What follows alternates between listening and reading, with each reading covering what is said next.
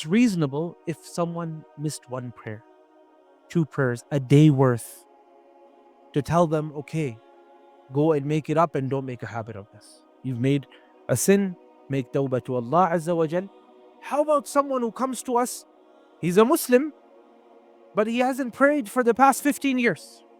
This person, how do we handle it? Do we tell him make up 15 years of prayer?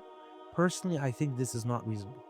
I don't think this is reasonable. There are literally, as I said, majority of the scholars, there are shuyukh who give the fatwa that go and make up 15 years of prayer. I don't think that's reasonable, because now you're trying to get this person to come back to Islam. You tell him, okay, unlike the average person, you have to do twice as much.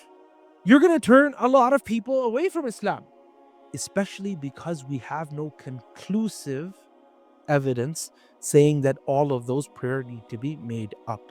That's why I say that, and it's very important that a person looks at the scenario as well when they're giving the fatwa. You have someone like this, they're coming back to Islam. It's an asset for them to come back to Islam. And we know that there's a generality of the hadith of the Prophet ﷺ where he said, "At-tawbatu tajubbu ma qablaha." That tawbah, that repentance ends up removing the sin of everything that is prior to it.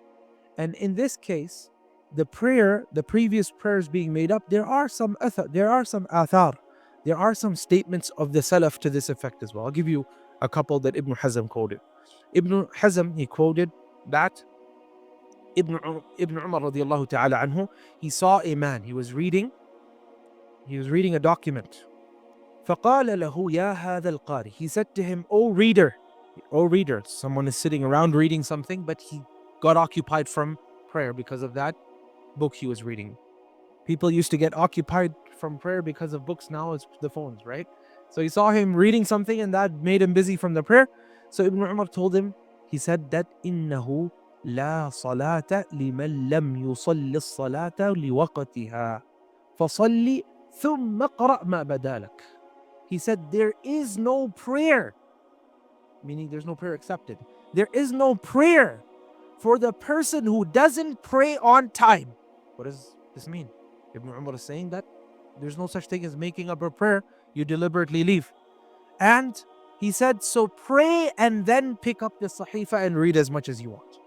It's very similar to someone sitting on their sofa nowadays and using the phone, and they're like, oh, there's a little bit of time left, a little bit of time completely exits, and Salah is finished. So Ibn Umar's athar would be applicable as well. Another one is that Umar ibn al-Khattab, as he was giving one of the sermons, he said that ألا وإن الصلاة لها وقت شرطه الله لا تصلح إلا به. That there is a specific time that Allah has described for each prayer. This is a condition. Salah is not acceptable except within this time. All of this shows that if the salah has been deliberately kept or taken out of the time, then there is no way to make it up. Now, I'm not saying this is the better opinion or that is the better opinion.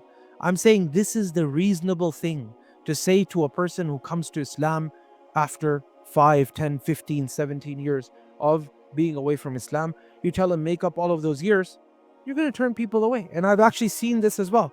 Sometimes people, they want to come back to Islam, but they say this is too much. You tell them, okay, no problem. Make tawbah to Allah Azza wa Jal and fix your ways from here on and do as much good as you can, because you've been very neglectful.